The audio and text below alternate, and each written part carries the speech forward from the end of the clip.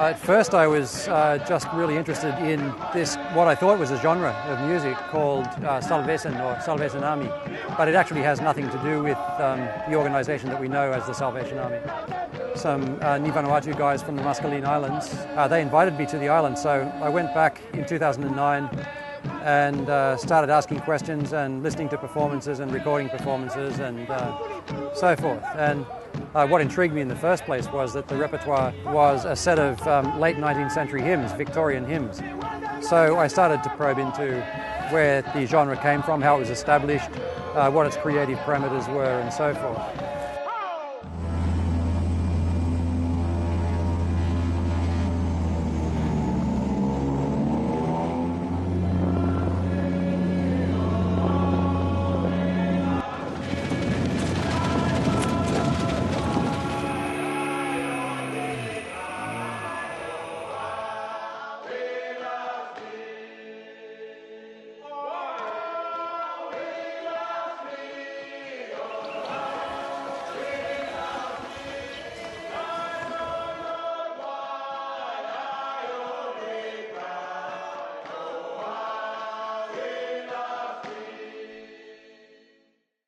So I think that's a bit of the process.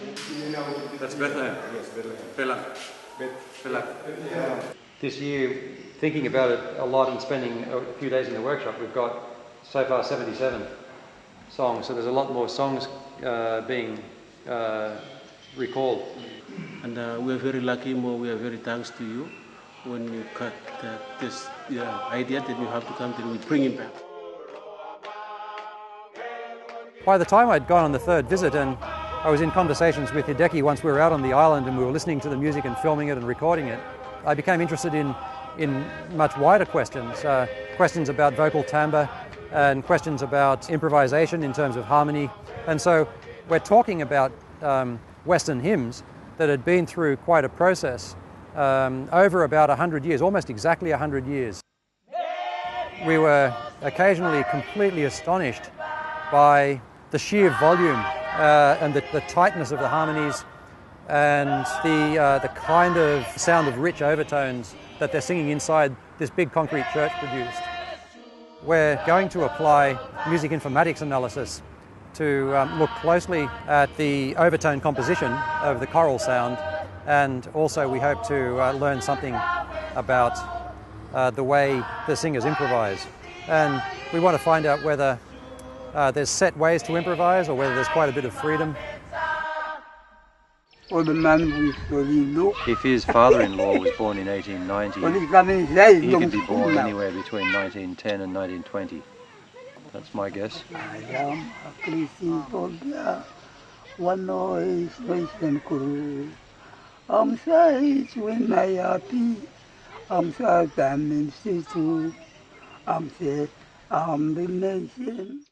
Hello, up, go!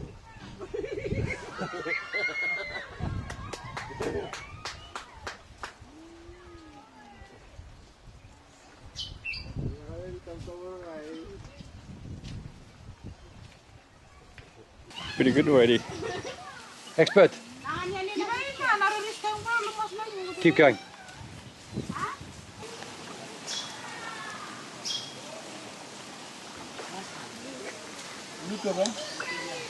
Swordfish? Yeah.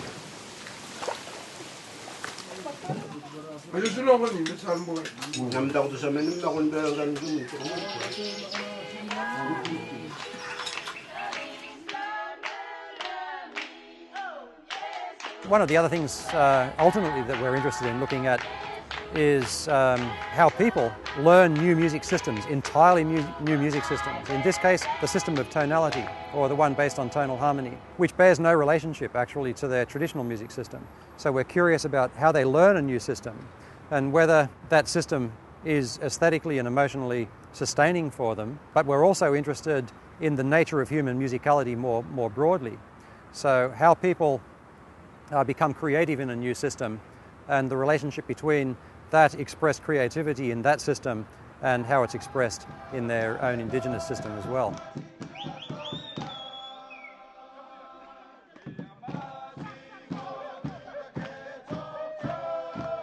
dance is in the legs of everybody in Vanuatu. When I was remarking about how special one particular singer that I overheard was in improvising harmonies, when I spoke to the person that he was improvising with, he said, "That's nothing. Everybody can do that here."